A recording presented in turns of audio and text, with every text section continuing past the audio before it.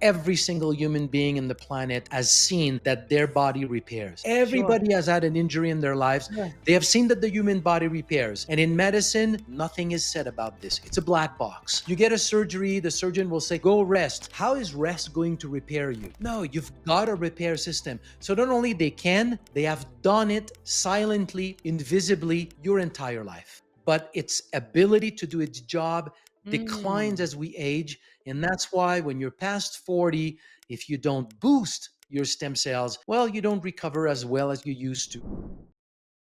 Welcome to the Medical Disruptor, a place where well versed women can ask the hard questions and get evidence based answers you won't find anywhere else. Our community is always informed, empowered, and science backed.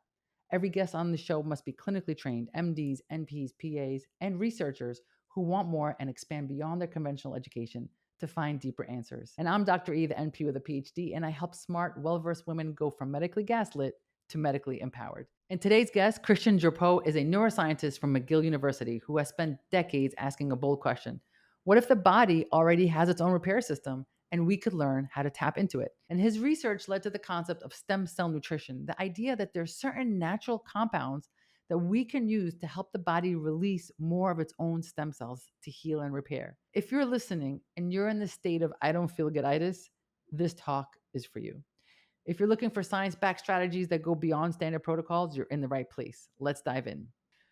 Christian Drapeau, I'm so excited to have you here. Thanks for being here on the Medical Disruptor. My pleasure. Thank you for having me. Of course. So, always we start our podcast with letting our audience know how you were classically trained and then how you came over to the dark side. Tell us your story. I mean, it's pretty. So my background is brain research. So I was at the Montreal Neurological Institute, essentially working on epilepsy and memory, Mm. and through well, to really make the story kind of I wouldn't say logical, but make it solid, I have to take one step before. Please. So in my teens, I came across literature to develop ways to learn fast. So all of this was later written in my early 20s into a book that is in like 6 or 7 languages of essentially just how to learn fast. At some point, it dawned on me later on that we are never taught how to learn. And for some reason in my teens, I got interested into this and I dove really deep on ways to learn fast. Like, for example, you want to learn a language in a week. There's a way to do it. Wow. So I worked on all of this. So when it came to time to lecture, I could apply all of these things and take the complex and making it simple and making people just learn really a lot of stuff in a short amount of time just by the way that I would deliver the material. So that company saw that. So they hired me to both do their research and to also to teach and lecture to their consumers, their distributors. So essentially in 1995, right after the passage of the Dietary Supplement Health and Education Act in America, this company that was selling a blue-green algae hired me to study and document the mechanism of action of that blue-green algae on health so that they could have science to back up their marketing claim. I had always been fascinated by the plant world. Working with plants is something that I had done, even though in neurology I didn't really do a whole lot of that. Personally, I studied a lot plants. This job sort of brought all of these together. So I could do research and I could do it with plants. Then I started to study this blue green algae, and one thing leading to another, we were trying to explain how it was leading to such a broad variety of benefits in different people, like repair of the heart in one person, the brain in someone else, the pancreas, the liver, the lung, the skin in other people. And the thought was like, what if, if stem cells are the repair system, and just like we have plant boosting the immune system, what if this plant I was working with was boosting the repair system? And so Wow. we did the work. We discovered that that's how it was working. So that's how I went from neurology, plant science to basically go to plant and their effect on stem cells. Interesting. That's a really interesting trajectory. So, first, this natural curiosity he has as a kid, which I love. But what led you? And I get that eventually you got to this company and the blue green algae, and we're gonna get there. But what made you decide to go into neurology, like get your master's in that? What was the drive there? Was it just about You know, fascination it's with learning? It's, I mean, I can only tell the story right now, 50 years later, looking back at this kid. So I went back to Montreal. So I'm from Montreal. I went back to Montreal. This is might be like 10, 15 years ago. And I called one of my favorite teacher, my sixth grade teacher, and I just wanted to go and have lunch with him and tell him, hey, here's what one of your student, is doing. And as we're talking, he says, oh, I just remember the first day of sixth grade school. So I'm 13. And the first day I asked him, Michel, how is the brain working? And his response was like, let me check and I'll come back to you. And he told me he Wow. was hoping that I would never ask again. And I did not ask again. But I'm just looking, I have no memory of it. All I This can is so say is that fascinating. there was this 13-year-old kid that wanted to know how the brain was working. And then about a year later, I started to come across that literature of how to learn fast, which was all about self hypnosis and how to use your Mm, mind. So, somewhere I would almost say, like, I'm born with it. you were And I born mean, with we it. can dig a little bit deeper into this, but I'm born with it. I I came with love that. I fascinating on lo the mind, fascination on the mind, but I became very disillusioned with studying neurology, realizing that actually neurology, studying the hardware, is not really telling you a whole lot about the mind. And mm. that's really what led me to kind of leave this whole field because it was no longer really feeding me in a way. And through set of circumstances, I landed into stem cell research. I just love that sentence. I just want to surface it, that sentence of like studying the brain doesn't really tell you anything about the mind. I mean, that is so powerful. It's It's really, true. really powerful. It's Yeah, so it's true. true. Yeah. Wow. Okay, so that's amazing. So then you happened upon this company. What is the name of that company? At Are the we time, it was Celtech. Celtech? And you were there for blue green algae, and then you happened upon studying stem cells. Can you tell our audience what stem cells are? Stem cells are, I think the best way to understand what a stem cell is to first describe what is not a stem cell. So, all the cells Mhm. of the body are somatic cells. They are specialized cells that will do one specific thing. They will never transform into anything else. They will do one thing, and the only thing they will die, and they will not multiply. So, at the other end of that spectrum, you've got stem cells, which are nothing as stem cells. Like a stem cell will not really do anything in the body. Its function will be to transform into another type of cell that is a somatic cell. And historically, they were not, and then they will multiply as a stem cell during the entire life of an individual. Like you don't, whatever you're born with will multiply until your entire life. So, and historically, and by historically, I would say since the 1950s, those stem cells in the bone marrow were believed to only have the ability to become blood cells. So they were Oh, precursors to blood cells. yeah, So, which is most likely, I'm 99.9% sure that's what you were told in med school. 100%.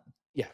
So, and so the real discovery, which is what we're going to talk about today, is the discovery that stem cells from the bone marrow, adult stem cells, while they are precursors to blood cells, can also, and not only can, but they do it, actually, they are your repair system. Like they can transform into virtually any cell types in the body. They have done it since the day you're born, and they will do it for the rest of your life. They are a core, essential part of your human physiology that make you repair when you have an injury, but also maintain your organs and tissues as you age. This is really big. I just want to translate it a little bit, um, because the idea of stem cells, and please tell me if I have it wrong, is that they can become anything. Correct. Well, right. So if they can become anything, so hypothetically, and I'm sure we're going to get past the hypothetical, just from our audience to understand where we are in the conversation. If there's an area that's injured, and we can somehow tell the stem cell, "Hey, please become the cell that we need you for this injury," then we can now harness these stem cells to then go in and repair. Right? That's what we're saying, because they can differentiate into anything. Did I get that correct? You're getting that correct, but I will push that like a little bit further Please. conceptually. We discovered that, so it looks like it's new. It looks like yeah, it looks like maybe we can help them, to do things in the body that it feels like maybe they're not doing, like they need to be stimulated. And we need to just step back and really look at this reality. Every single human being in the planet has seen that their body repairs. Sure. Everybody has had an injury in their lives. Yeah. They have seen that the human body repairs, and in medicine nothing is said about this. It's a black box. Like, you break a bone, the doctor puts you in a cast and says, come back in 6 weeks. What is happening between that 6 weeks is just like you get a surgery, the surgeon will say, go rest. How is rest going to repair you? No, you've Right. got a repair system. So not only they can, they have done it silently, invisibly, your entire life. Oh, that All is we do mind is that we blowing. lift the cover on the phenomenon. That's really what we're doing. We're uncovering what's actually happening. And then Correct. and then if we learn it, we can maybe learn to harness it or accelerate it, but Totally. it's You can already you can happening. push it, you can boost it, but by harness, the reason why I made that comment is that, to me, in my mind, harnessing something means a little bit like it's there, it's not doing a whole lot, and you take it and you make it do Oh, yeah. something. And what I'm saying here is that no, it's already doing it. It's done it every day since you're born, but its ability to do its job declines as we age. And Mm. that's why when you're past 40, if you don't boost your stem cells and if you don't do something about it, well, you don't recover as well as you used to. Your injuries drag a little bit longer, and you start to develop a whole slew of age related diseases that all develop because you don't have as many stem cells as you had when you were 20.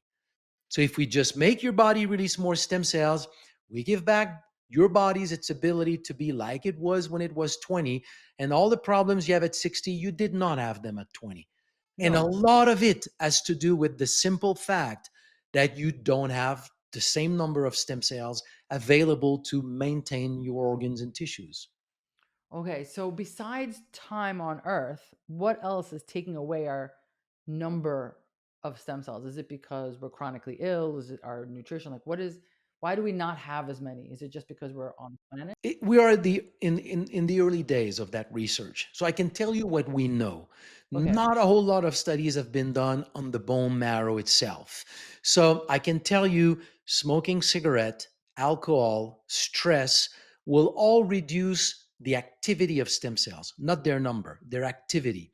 Not a whole lot is known as to what will affect their activity, sorry, their number. Mm. What I can tell you is that we're born with red marrow that makes stem cells. For some reason, we can extrapolate, we can like surmise why, but physiologically speaking, that red marrow very quickly converts into fatty marrow that does not make stem cells. The growth spur that you experience in the first 15 years of your life is not what you need past 40, if you want. So I would say the reason is that you don't need that power of regeneration as when you were young. So that red marrow converts into fatty marrow that does not make stem cells. By age 15, we've lost 50% of it. By age 30, 90% of it. So it corresponds to a 90% decline in the number of stem cells, and it keeps going down as we age. We experience aging medically just like an old fence in your backyard. Every year it's a little bit more decrepit, and one day it will fall, and that's it. Your fence is dead. We experience it that way, but it's not in the body how it's happening. So, stem cell research has clearly shown that the body is constantly in the process of tissue turnover. It's a little bit like a Yeah. muscle. You're talking here to people who have medical background. It's like a muscle. When you contract your muscle, it's not macroscopically, it's just contracted and you keep it like this. But microscopically, these connections are released, they reform, released, reform, and it's done constantly until you release pressure. So it's a very rapid, constant contraction, release of contraction. Everything is constantly losing cells, and stem cells are coming back and replacing the cells that are being lost. Through that phenomenon, the skin that you look at a month later that looks like it's the same, no, that skin has been replaced every month. Your liver, 2, 3 years. Your heart, even your heart that was believed to reach its maturity at age 10. And after that, the cardiomyocyte will grow. but your number is stable. So if you lose cardiomyocyte, too bad for you. There's nothing that we can do. We know today that you have roughly about a 1% annual turnover rate in your heart. That's really important, because what this is the crux of it, I believe, because if we were just to say, hey, listen, it just declines as your time on earth, it just declines, it is what it is, well, you shoulder shrug and you move on with your life. But you're saying, yes, there is a natural decline because you don't need it, but then there are certain things that are happening in your life that can worsen that decline, and therefore, conversely, I imagine there are things we could do to help us revive this. Okay, here's a commercial break that's not really a commercial break because I'm not selling anything. I made you a free guide that will show you exactly how to track patterns, document symptoms, and get taken seriously. I called it Build a Case, the skills you already use everywhere else, but now you're going to use them here. Click the link in the description to get your copy. Now back to the show. Yes. Right? So there's stem cell number, there's stem cell circulation, there's stem cell migration, there's the ability to expand in a tissue, because one stem cell is going in your heart doesn't mean anything. What you want is that stem cell to become 100 tissue cells. Now it Yeah. starts to mean something. So there's expansion. So there's different steps. So circulation is all about your blood microcirculation. Migration has a lot to do with inflammation. And more than this, like stress. Stress hormones will suppress stem cells' ability to migrate and proliferate. So there are many things in your life that can suppress stem cell function. But in terms of that decline in the number, so far it's just like aging. Like the number gets less and less. There is some data suggesting that the mechanism, or one of the mechanism of action, I think probably actually the most relevant and important mechanism of action of fasting for overall healing, is that fasting will rejuvenate your stem Wow. cells, could even build more stem cells in your bone marrow. This would have to be more Fascinating. studied, but there's some Fascinating. evidence to that. But so there's many things you can do to support your stem cells, but yes, Yeah, they drive aging and disease formation. amazing. So, okay, so tell us, our audience is hungry. Tell us, what can we do to drive our stem cells? In your life, so fasting, I said, can support stem cells. Very intense physical activity will put more stem cells in circulation. Hyperbaric chamber or hyperbaric oxygen treatments will put more stem cells in circulation. One group that I trust a lot, but it was never published, have reported that meditation by a good meditator will put more stem cells in circulation. But that's really about it so far that has been shown in terms of lifestyle, what can put more stem cells in circulation.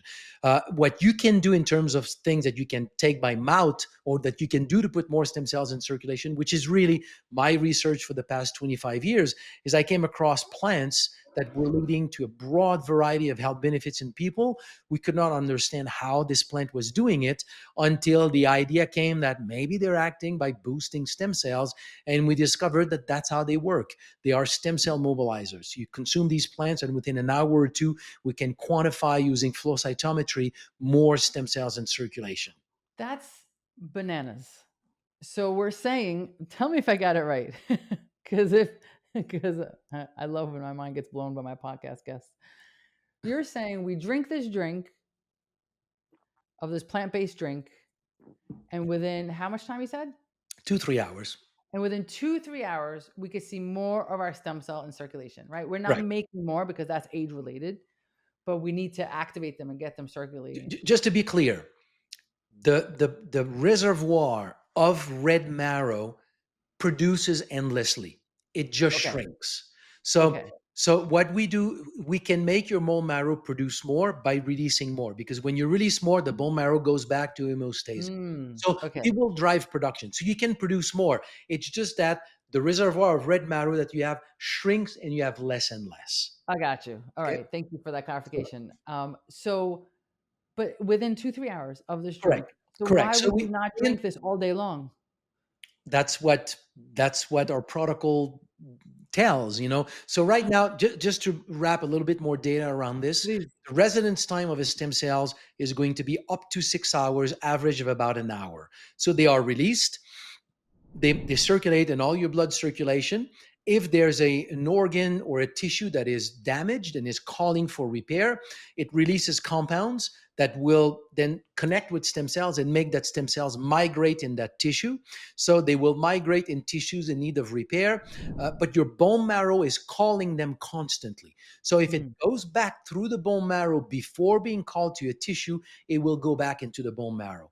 But okay. its time of residence in the blood will be an average of about an hour. So you take two, so it's not liquid, it's a powder. So you take 2 capsules of stem regen release, which contains the top 5 plants that we have documented over the past 25 years act as stem cell mobilizers. So we can count roughly about 10 million additional stem cells in your bloodstream. And let's say 4 to 6 hours later, you're back to baseline. So you take another two. So now you send another wave of stem cells. 6 hours later, you take another two. So in our clinical trials, we're doing one now on stable chronic congestive heart failure. We're doing one on Parkinson. We're preparing one on COPD, liver failure. These are conditions where we've seen great success over the years. So we ask for the patient to take 2 capsules 3 times a day. So we send 3 waves of stem cells, and we normally follow them over 6 months. Wow, that's amazing. So this is going to be the most obvious question, and I know you've been asked this before. Why don't they teach this to us in med school? Well, there are a number of reasons. Some of them are just like obvious, others are a little bit more nefarious. So the first one is just that there's a gap between research and academia. Fair. So we're in that gap in a way. That's We fair. are in a different medicine today. The last time that the immune system, endocrine system, nervous system were described, it was by academia, by doctors, and it was incorporated into the whole teaching machine, if you want, of medicine. Now, what we're talking about was discovered by mostly by corporations doing research. Mm, So it was not interesting. like this before. So and it's something that is invisible. What I mean is that a stem cell leaves the bone marrow, gets into your liver, for example, and if you look at it right when it gets into the liver, you will, under a microscope, say this is a lymphocyte. So there's an immune cell in your liver. The day after that stem cell has become a liver cell, you look at it, you'll say, oh, that's a liver cell. You cannot tell yesterday was a stem cell. Sure. So until the development of markers that allowed to mark a stem cell, tag it, and then see that the tag is the day after on the liver cell, that now tells you that liver cell was a stem cell yesterday, the phenomenon was invisible. So it's fairly recent that we were able to really, really demonstrate this whole phenomenon, to realize that the human body has a repair system. And so I believe that the reason why it's not yet in academia, it's probably a mixture of the pride of academia, to now incorporate this whole part of medicine coming from industry, coming from corporate. So my feeling is that it will go through medical conferences and Yes. slowly will make its way, because Slowly. it cannot not be recognized. It is Yeah. zero doubt this is a part of your human physiology. And the more It's nefarious reason is that so much of what you learn in medicine today is kind of dictated by pharma to a large extent. Not how your body is working, but what do you do when you the identify. solutions. A friend of mine recently graduated and not yet enough experience in the world of medicine. So for him, you give him a series of symptoms, and immediately he will be very happy to have found the diagnosis and the drug Correct. that goes with it. That's the Correct. mechanic of medicine. And now Correct. we're going into pure physiology. Forget disease, pure physiology. And the solution is to say your body can do it naturally. All we're doing is we support an aspect of your physiology. This is not the language of medicine. So Yeah, I think that you there's a brought little bit of a clash. yeah, you brought up some really good points. And yesterday I had a geneticist on, and she was saying something similar. She studies to how you can, instead of looking at genes, the disease of the genes and genetic SNPs, to look at how we can drive genes for improvement, for thriving. And she's like, we just don't look at genes that way in Mhm. medicine. So it's very interesting. Like, you're talking about healing. But the other thing that really struck me in what you said, which is fascinating, right, is that up until kind of this generation, all the studies were done by academia. Mhm. And now all these studies are real, a lot of them are done by corporations or independent labs. And there is now this disconnect, and academia is slow to pick up on it. And that's a really interesting concept. Um, it's going to take what it takes, and I I and mean, I've you enough I will patience. bring this a little bit further. If you really are super open-minded and like super objective, let's look at what is available out there to really help somebody with a stroke, with a heart disease, with MS, whatever it is that you want to pick as a problem. And you will see that the top five element that really could help somebody recover are not part of mainstream medicine. You go and see a doctor that is unaware of those technologies, and they they're unknown, and yet they are the most effective. And it's that gap because industry has pushed so much beyond mainstream medicine. And there's another thing in there that is a layer that is, to me, it's like so obvious, but it's extremely subtle to really let it sink in and I think accept it for what it is. And it's the fact that medicine does not cure. You Right. have diabetes, I sell you insulin every month for the rest of your Medicine, life. You have medicine heart therapy. disease, I protect your heart with beta blockers, I reduce your blood pressure, I give you diuretics, I reduce the pressure on the heart. We manage the body Yeah. to do better with the problem. We absolutely never get rid of a problem. This is like a truism of modern medicine. I showed a video to, at the time, I don't know if she was the president, but she was very high in the American Spinal Cord Association. I was at a stem cell conference, and I saw it and I said, "Hey, I have something to show you that I think you will like." This is a quadriplegic. 15 years after the car accident, that person cannot move her left leg at all, can move her right leg about 6 inches, and that's about it. Needs to ring the bell to be turned in her bed, needs to be fed, all of that. 8 months of just releasing her own stem cells by taking the plans that I talked about. This person can lift both legs, move them sideways, bend them at the knees, It's can amazing. use the weight of her leg to grab her leg with her arms, sit in her bed, scoot back in her bed, hold the book, eat on her own. So I'm Yep. showing that video and I'm thinking that is what they are trying to achieve with everything that they do at the American Spinal Cord Association. That's what they try to achieve. And I'm showing a video that has achieved that. And you know what was her answer? What?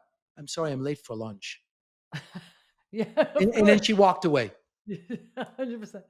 But here's my question. Aren't they doing stem cell injections now in joints and spine? Yes, yes. Today. Today it's done. It's moving. But my point with all of this, for the integration of that knowledge in mainstream medicine, it's just that stem cell brings something that conceptually does not exist in medicine, Yeah. which is cure. Cure.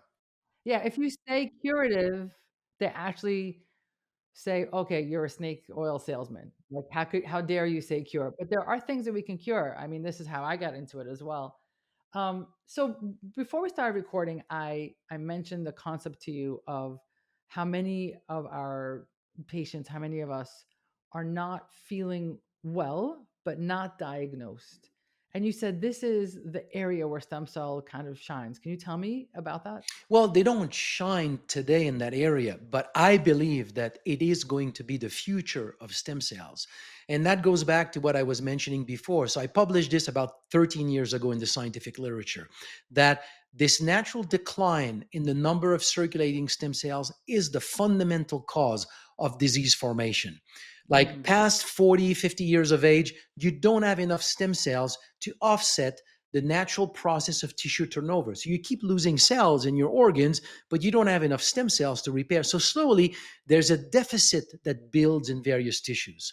So, for example, when you're diagnosed with insulin dependent diabetes, you have lost more than 60% of your cells making insulin. You may have been in this degenerative process for 20 years sure, before the absolutely. diagnosis comes. Everything 100%. is a slow process Everything of losing pre-disease. cells. So you take people with heart disease, cardiovascular disease, atherosclerosis, hypertension, erectile dysfunction, liver failure, kidney failure, emphysema, overall COPD, lupus, arthritis, even migraine, and the list keeps growing.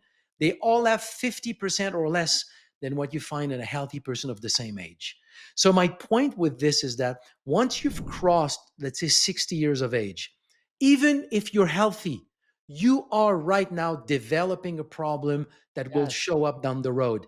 And it will show up because you don't have enough stem cells to simply maintain your tissues. If you put more stem cells in circulation, you'll keep the health that you have today for decades to come.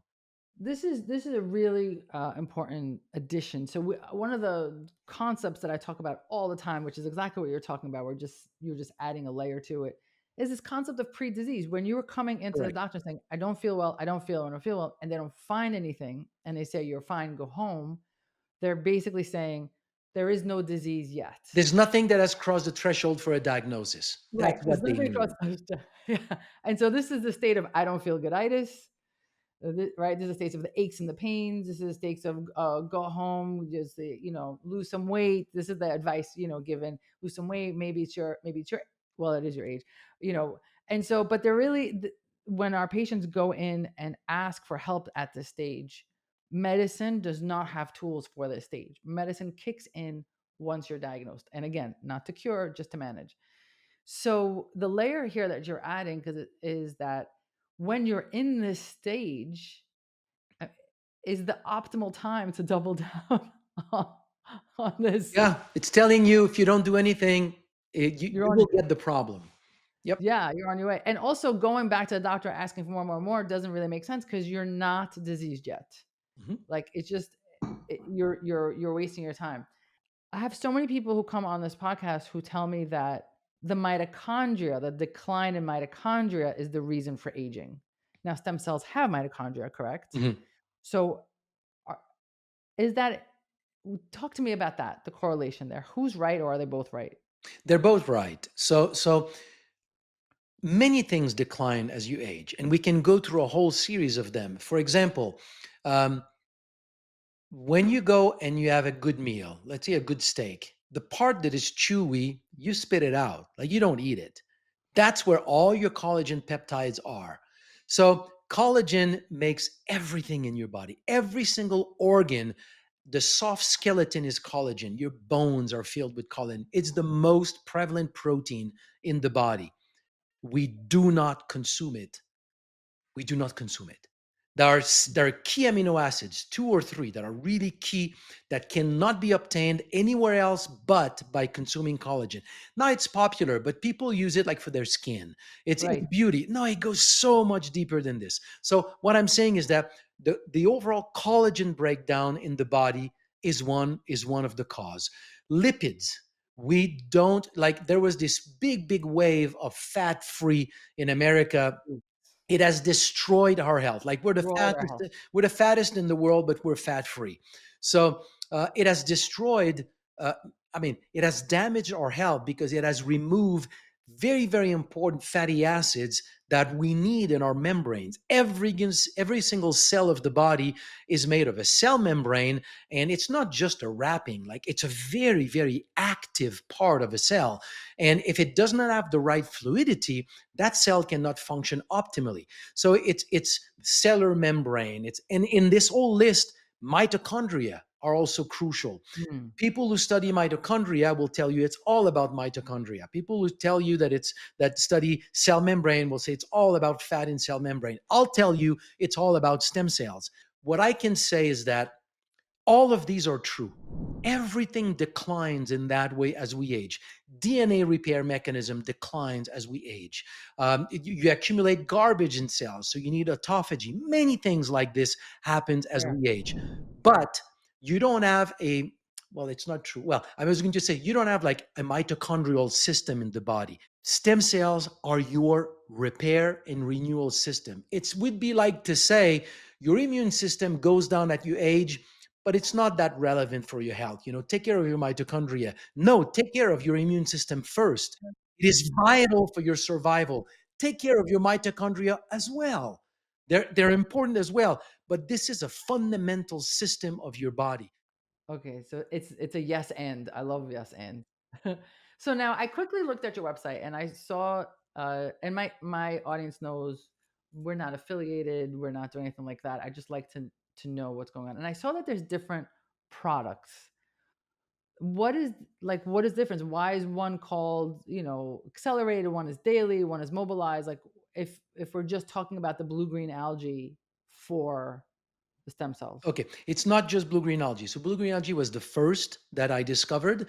Then we Okay. developed all the, active compounds, mechanism of action, proof of concept, patents, all of that. When all of that was done, then I was curious. Like, it cannot be that we've evolved in symbiosis with the environment and the repair system is part of our physiology, but there's only one thing in nature that has an effect on it. It will be to say there's only one plant in the world that has an effect on your immune system. It's nonsense.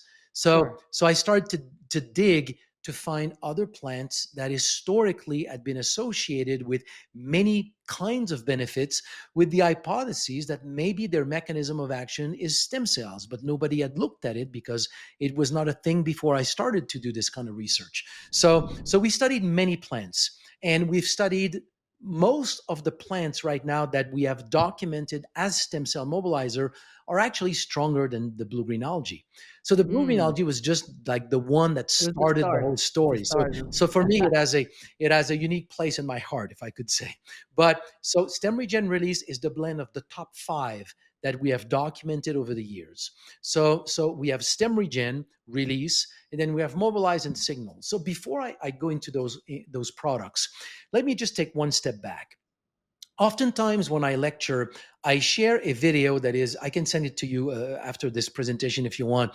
To me, it's fascinating. Like, I use it to make people kind of like jaw dropping observation, which is the group of Dr. Doris Taylor. They took the heart of a mouse, Okay. digested the cardiac muscle with digestive enzymes, proteolytic enzymes. So after a while, all the muscle is completely gone. The only thing that is left is this white envelope of connective tissue, collagen, that is the soft skeleton of the heart, but it still retains the trace that it was a heart.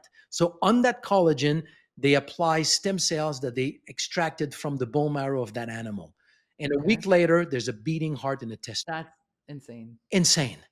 So That's that insane. means the stem cells sitting in your bone marrow right now can actually rebuild the heart Yeah. That's entirely. Mind that's amazing. blowing. It's mind blowing. So the It's absolutely question mind is blowing. not, are stem cells working? Are stem cells a thing?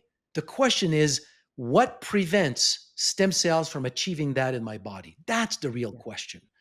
And so when people get stem cell injections at time, like 30% of the people have like great results.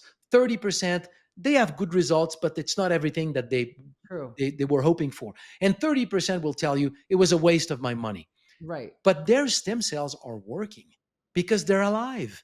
If you get a new liver every 2, 3 years and you're 60 years old, that means your stem cells are working. So why do you think some of those injections fail? Is it because it's The terrain is not ready to receive them on that day, which is one reason why I think daily support, like what we do with stem regen release, I actually see. cumulatively add on over time to better results because you release stem cells all the time. Your body changes over time. But the real answer, there are many answers, but two main answers. Number one, if you have a chronic condition that you've had for, let's say, more than 3 years, if your liver is still functioning properly, that means you're releasing Yes, stem cells and they're of working. course. Of Why are course. they not working to repair that thing that is broken in your body? And oftentimes, when you've got a problem, the chronic nature of the problem has affected the microvasculature in that area. And Okay. the stem cell that is 30, that can be up to 30 micron, cannot get into those small blood, Yes. those small Yes. capillaries. So they're there. They don't have access to that area. The other reason why stem cells may not find where they need to go, and that ties to, I think, a very good discussion with us today, is the fact that, I mean, inflammation is one of the cause of disease and aging. Of course. Inflammation, of course. But to me, I find it interesting that people don't go one step beyond. Inflammation is not the problem. Inflammation is the result of another problem that then becomes a problem. It's the Fair enough. So This inflammation comes from an unhealed, unrepaired injury that keeps signaling for repair. But because you Yeah. don't have enough stem cells in circulation, it cannot repair. So now that inflammation keeps being released and it becomes systemic. That signal that should be localized, temporary, to tell stem cells, come here to repair, now has become systemic. So stem cells see it everywhere in the blood, so they cannot find where they need to go. It's like you trying to find where's the fire in a house that has had this Yes. small fire for two Yes. weeks. You open the door, there's smoke everywhere. You cannot know where the fire is. Remove the smoke, you can tell where it's coming from. So And and signal now as you describe all this, I understand all your products now. Signal reduces systemic inflammation by blocking the secretion or the synthesis of most of the main inflammatory compounds in the body, 5-LOX blocker, COX-2 blockers, inflammatory cytokines blockers, all of that, bromelain to digest the existing one, so that once you've removed all of this from the systemic circulation, now stem cells can see where the signal is being released. They go there, they repair, and you no longer have the inflammatory problem in your body, because inflammation is a secondary problem. The Yeah. real cause of it is an unrepaired injury. So these two products now, basically what they do is that you release stem cells, you open the microvasculature, and you allow stem cells to see where they need to go. That's really important because I think a lot of people might be listening and be like, "Yeah, I get it, stem cells, but I tried it in my joint Mm, and it didn't work." And the interesting concept of like the terrain has to be ready. correct. And so now understanding your products, it's variations of that theme of making Correct. sure that yes, driving these stem cells, but everything else has to be in place for it to have an effect. So that's really interesting. Oh my god, I could talk about Stem this cells forever. work for everybody. This is like They're constantly 100%. working. They're They work constantly for working. everybody. The Yes, question is why in your body they have not worked for what they were intended to order. do. That's the Absolutely. question. That's what we need to find. I love this. So, okay, as we get close to the top of the hour, what is something that you want our audience to take away? I mean, the message is really simple. It's to really sit down and let this sink in. Just like the human body as a repair system, the human body as sorry, an immune system, the human body as a repair system. In exactly the same way. If you get a cold, you boost your immune system. If you get something that's broken in the body, the first thing should be boost your repair system. That should sink in and become, give it 5, 10 years. It should be just like common mainstream medicine. First thing, let's see what your body can do to repair. And once you let that sink in, it kind of changes how we see health, wellness, disease formation, longevity. It changes everything. It's so powerful because it also this indoctrination is also the patients are indoctrinated also, right? They Totally. come into the doctor's office and they're like, "Do I have a disease?" And the answer is, "No, I don't have a disease." Great, amazing, and you go home and that's good enough. But what you're saying is so powerful because what you're saying is that's not good enough. You should be working on uh, um driving this innate system that you have to continuously repair and do what you can to continuously repair. And our patients, our audience, I mean maybe some of our audience, but like they are not empowered to think this way. They're empowered to think like, great, I don't have a diagnosis, that means great. But no, there's another level of what are we doing to continuously heal and repair. I mean, that is a complete mind shift. It is. And there's something here, and I want to make clear. I'm not criticizing anybody when I'm saying this. We just need to like let this thing sink in. It's to Yeah. understand that when you've studied, I don't know, 8 years to become a physician, to become like a doctor, and now you are the brain who's going to really bring in tons of knowledge to really help this person. And now I'm telling you, no, don't worry, the body can do it. The body has an innate natural ability to do it. Just support the body will do it. It is not an interesting concept for somebody who Yeah. spent years studying. They come back to it after maybe 20 years of practice when they kind of realize, it's just not working. Mainstream medicine is good for accident, OR. There's a lot of great things for it. For degenerative disease, we've got Oh my to goodness. be like to draw the conclusion as a kid. I remember the top killers were the same that we have today. Yeah. So is that medicine working? No, you're It's not. 100% right. It's I not. just I just had a guest on the other day who was in some form of med school for 16 years. I mean, top of his class, you know, the chief resident, fellowship, like all the things. And 16 years into it, when he got sick, he said, "There was nothing that I learned that was going to help me get better because all I knew how to do was medicate, and I did not have a medication deficiency." And so, and this is not an anti medicine podcast. I Mhm. mean, when we need, and I know you're not either, when No. we need it, we need it. But we are definitely not focused on the body's regenerative ability. And this in of itself is mind blowing. Yeah. Um, Amazing. So I don't know. This is great. What would you tell any of our listeners who are just they're great patients. They go every year to their annual. Their cholesterol is good. They do their DEXA screening. They do their mammograms, but they really don't feel well. What would Yeah. you tell them to do? You cannot today do the same thing that you were able to do 20 years ago. Now look around and you will see there are people at your age that are doing those things. So Yes. your body can do it as well. And the reason why it's not, you feel you cannot do it, and I say it here because I like you can put anything blank, put Sure. anything. You can do it if you optimized your physiology. It's not optimized because your ability to maintain your tissue has gone down. Tapping into your repair system is the first place to start with just about any strategy to go to the next level in terms of health. It's not going to be the only thing, but it to me it's you start there because you're giving back to your body its ability to repair, its ability to function optimally, and then you bring mitochondrial and everything else. I love that. I actually really appreciated while we landed in a great um statement. I appreciate that you're like each person is different, and that is so true.